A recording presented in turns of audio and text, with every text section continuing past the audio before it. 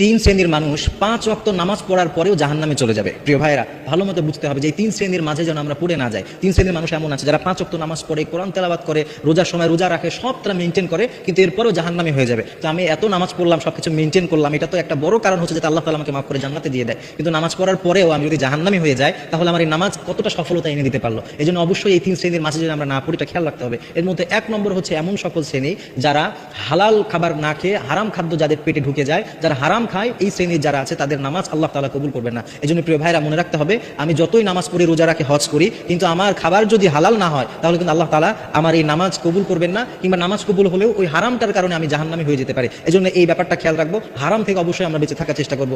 2 নম্বর, যারা বান্দার হক নষ্ট করে, তারা যত নামাজ রোজাই করুক না কেন, ওই বান্দার হকের নষ্ট করার কারণে কিন্তু সে জাহান্নামী হয়ে যেতে পারে। হাদিসের মধ্যে এমন এসেছে, অনেক সওয়াবের পাহাড় নিয়ে আল্লাহর সামনে দাঁড়াবে, কিন্তু এই লোকটা বান্দার হক নষ্ট করেছিল জন্য আল্লাহ তাআলা তার সওয়াবগুলো নিয়ে যাদের হক সে নষ্ট করেছে তাদেরকে বিলাতে থাকবে। একটা পর্যায়ে তার সব সওয়াব শেষ হয়ে যাবে, পরবর্তীতে যাদের হক সে নষ্ট করেছে তাদের গুনাহগুলো তার উপরে চাপিয়ে দেওয়া হবে। তখন দেখা যাবে তার সব সওয়াব শেষ হয়ে গিয়ে, নেকি শেষ হয়ে গিয়ে ওইখানে গুনাহ দ্বারা ভরে গিয়েছে। এই জন্য অবশ্যই বান্দার হক নষ্ট করা যাবে না। শুধু তওবা করলেই হবে না, বান্দার হক নষ্ট করলে তার কাছ থেকে যেই হক নষ্ট করেছে সেটা ফিরিয়ে দিয়ে মাপ চেয়ে নিতে হবে। এই 2 শ্রেণী। 3 নম্বর আরেক শ্রেণী আছে, বিষ্ণু সাল্লাল্লাহু আলাইহি ওয়াসাল্লামের হাদিস থেকে জানা যায়, তারা হচ্ছে যারা আত্মীয়তার সম্পর্কটাকে ছিন্ন করেছে, রক্ষা করতে পারে নাই। আত্মীয়তার সম্পর্কটা যে সে রক্ষা করতে পারে নাই, এই একটি কারণে জাহান্নামী হয়ে যেতে পারে, জান্নাত থেকে মাহরুম হয়ে যেতে পারে। কারণ বিষ্ণু সাল্লাল্লাহু আলাইহি ওয়াসাল্লাম তিনি বলেছেন, লা ইয়াদখুলুল জান্নাতা কাতিআ, যারা আত্মীয়তার সম্পর্ক ছিন্ন করে এরা কখনোই জান্নাতে প্রবেশ করতে পারবে না। এই জন্য প্রিয় ভাইরা, এই 3 শ্রেণীর মাঝে আমরা পড়লাম কিনা এটা খেয়াল রাখবো। আর যদি আমার এই 3 শ্রেণীর কোনো এক শ্রেণীর মাঝে আমি পড়ে যাই, তাহলে আজ থেকে এটা খেয়াল রেখে এই 3 শ্রেণীর ভিতর থেকে আমাকে বেরিয়ে আসতে হবে। আমাকে হালাল মেনটেন করতে হবে, আত্মীয়তার সম্পর্কটাকে মেনটেন করতে হবে,